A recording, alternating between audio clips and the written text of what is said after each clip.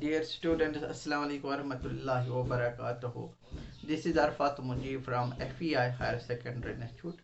Today I am with 9th standard biology, and in this biology today my chapter is about natural resources, chapter number 5.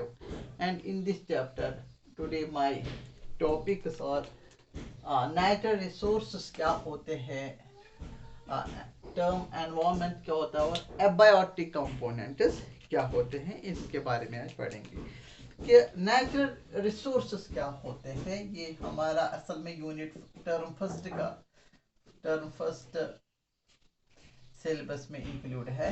Natural resources,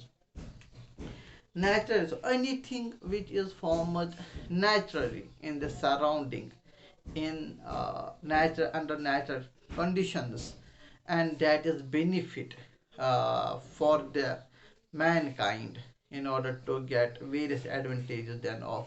तो natural resources क्या होते हैं? वो resources कोई भी चीज़ जो natural conditions के अंदर बनता हो हमारे सराउंडिंग्स में, और इससे एक इंसान नस्ल को फ़ायदा पहुँचे, तो इसको हम कहते हैं नेचुरल रिसोर्सेस। तो नेचुरल रिसोर्सेस कोई भी चीज़ हो, anything that is formed naturally, in the surroundings, shabash, in the surroundings under natural conditions. Those natural conditions are the, if we talk about the climatic conditions, their temperature play a role, pressure, atmospheric pressure, humidity, various factors are which affect the formation of the resources। और इससे क्या होगा, after their formation, then it is proved it is benefit for the mankind। तो Mankind के लिए ये benefit साबित होता है। इस चीज को हम कहते हैं नेचुरल रिसोर्स। तो जिस कदर ये फिर इंसान के कंफर्टेबल के लिए, डेली रूटीन वर्क के लिए इस्तेमाल किया जाता है। आजकल जो नेचुरल रिसोर्स है, some are the renewable, some are the non renewable natural resource. It depends upon their quantity available during the period of origin। इसका कितना क्वांटिटी है, या इसमें साइक्लिक प्रोसेस है या नॉन साइक्लिक प्रोसेस रिसोर्सेस है, वो डिटरमाइन करते हैं दे आर रिन्यूएबल और नॉन रिन्यूएबल नेचुरल रिसोर्सेस। तो हम इस लिहाज से नेचुरल रिसोर्सेस को डिफाइन कर सकते हैं।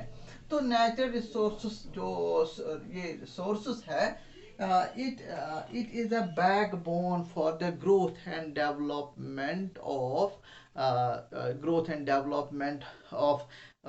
we can say the development of the technologies।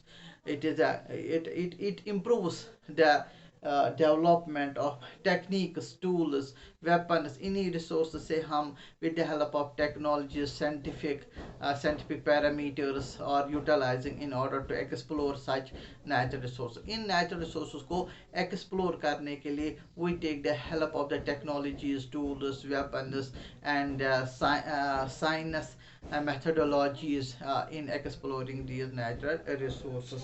So these natural resources are the time consuming. It takes much more time in the formation. As you talk about the soil, you talk about the forests, there are the various resources, natural resources, minerals, we take a lot of time in the formation। So hence there should be a sustainable development of such resources, judicious use of natural resources। Now then there is a term environment क्या होता है? Environment क्या होता है? It is a surrounding wherein there is air, water, soil including living beings। environment एक ऐसा surroundings होते हैं जिसमें हवा मौजूद होता है, पानी, लैंड, लिविंग बींग्स जिसको हम कहते हैं बायोटा मौजूद हो और आपस में इंटरैक्ट में होते हैं। वो हम कहेंगे जो एनवायरनमेंट है, एनवायरमेंट सराउंडिंग्स होते हैं, इस सराउंडिंग्स में क्या होता है, देयर इज एयर, इस सराउंडिंग में देयर इज वाटर, इस सराउंडिंग में देयर इज सॉइल, इस सराउंडिंग में देयर इज बायोटा। तो ये सारे चीजें, हाँ, सम अप करके, we take the sum up करके हम कहेंगे they give the formation of the environment. Environment varies region to region, it varies. Then there is a variation in soil, there is a variation in air, there is a variation in the biota, you know, the diversity in the living organisms. That's all sum up of these components in the surroundings is known as the environment.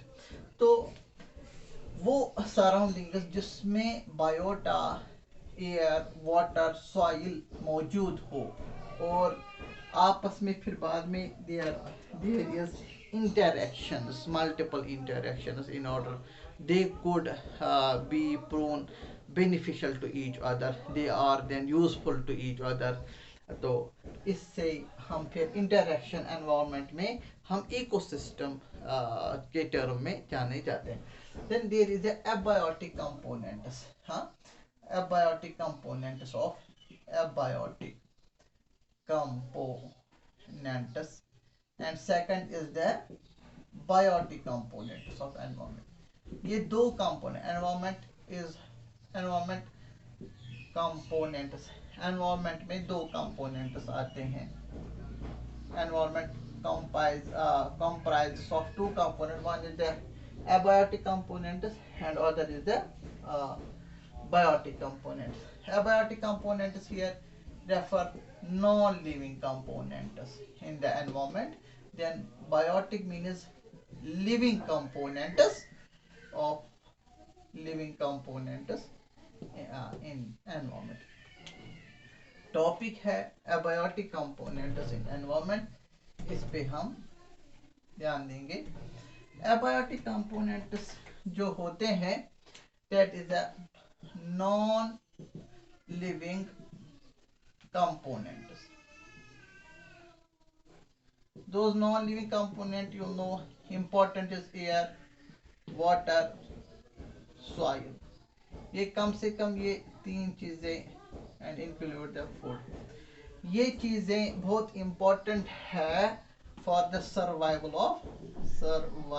of living, जो भी living organisms हो, जिस reason में वो पाए जाते हैं, उनको सर्वाइव करने के लिए उनको हवा चाहिए, पानी चाहिए, जमीन रहने के लिए shelter, and then is the food. These are the non-living components of food. If we can categorize the abiotic component of an environment, it as some are the climatic components, abiotic components, जिनको हम कहते हैं climatic, इनको कहते हैं हम climatic factors.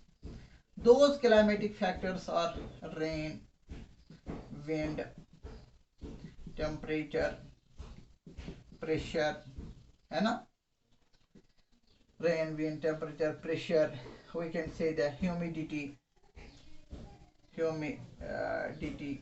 हाँ. तो ये बहुत सारे जो आते हैं climatic factors. Then some non-abiotic components are considered as the climatic factors, climatic conditions. They provide the climatic conditions to that region, which brings about the variations in the living organism, in the population. Then it play important role in the survival of living organisms.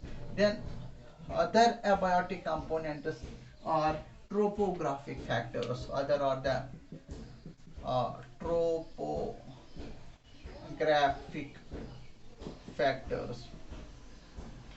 वो क्या होता है? That is the altitude, that is the latitude, that is the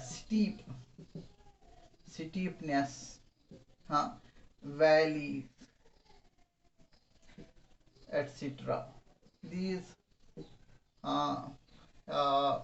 this is the हम कहेंगे these are the topographic factors या plains, plateaus, plateaus. These are mountain ranges, glaciers. These are the various topographic factors. Some abiotic components are considered as the topographic factor. Topographic factors also influence in the adaptation of living organisms. आप देखिए mountain regions में there is a less population rather than the in the plains. अगर हम कहेंगे plains जो which are very fertile, they are densely populated areas, तो ये determine करते हैं the distribution of population and the growth of population. This factor is also responsible, as is the abiotic component. Then is the adaptive factor. Third one is the of this abiotic component में तीसरा factor आता है adaptive factor. That is the one, that is the soil. You know that in India is variation. India varies in soil texture. अगर हम India की बात हम कर लेंगे, there is a various types of soil: mountain soil, laterite soil, red soil, alluvial soil. Then there are the black soil. Both soil is sandy soil. So clay soil, various soils are included in the adaptive factor. Adaptive factors जो है soil, अगर हम इसमें soil आता है तो agriculture practice, cultivation, pattern of cultivation, type of agriculture determined by this factor. When we cultivate the food resources, then there is the availability of food, then there is a possibility of the survival. Food provides us energy and we eat food as it provides us energy, then there is possible survival of the organisms. तो ये factor भी बहुत ही important है. So some abiotic factors like the soil is the adaptive factors that India itself varies in the soil, that there are the various types of soil in different regions of the India. तो इस तरह हम बात कर लेंगे. अगर हम एक इस abiotic factor में बात कर लेंगे, air, one of the abiotic factor here. Air जो है it surrounds the earth all over, and also surround and including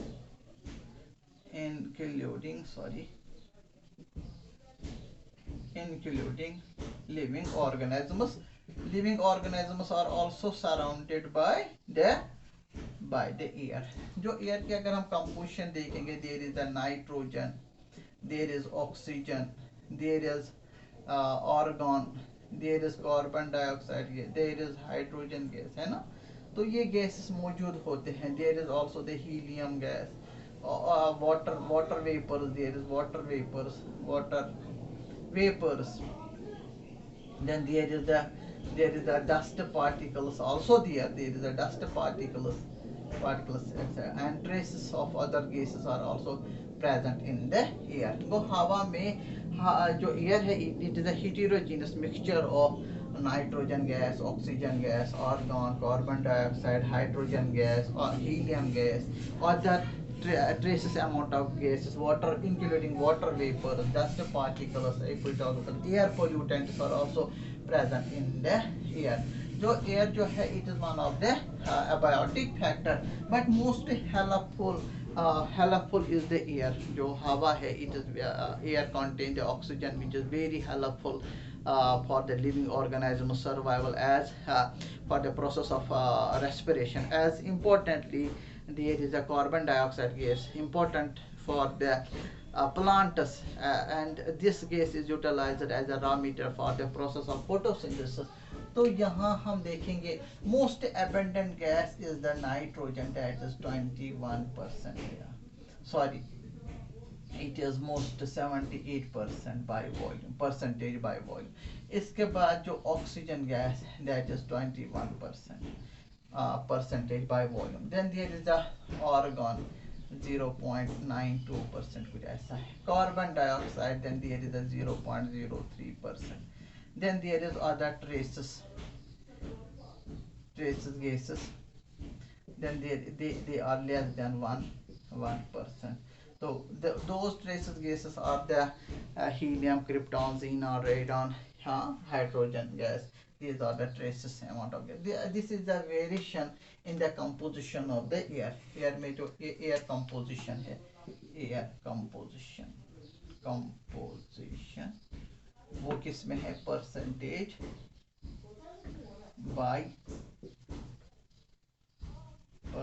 by volume. तो ये हम इसमें अगर हम देखेंगे इस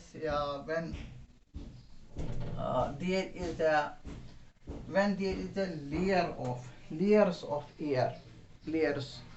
air that surrounds the earth, that is known as the atmosphere. Atmosphere जो होता है, अगर ये हवा मौजूद हो किसमें, लेयर्स में, तो कहा जाता है एटमॉस्फेयर. एटमॉस्फेयर जो है, it is made of number of layers, it is made of number of layers that surrounds the, like the blanket, it surrounds the earth, our earth.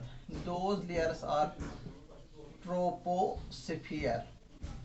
It is very close to the earth's surface. Then second is the stratosphere. Then third is the mesosphere. Then there is the fourth one, thermosphere. Then there is the vast outermost sphere. Then there is the, it is rare in gases, exosphere. It is the outermost part of atmosphere.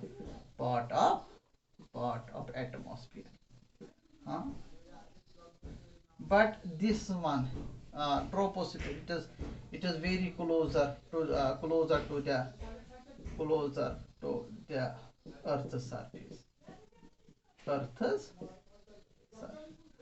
वो जो हमारा atmosphere है, हमारा atmosphere is of many layers.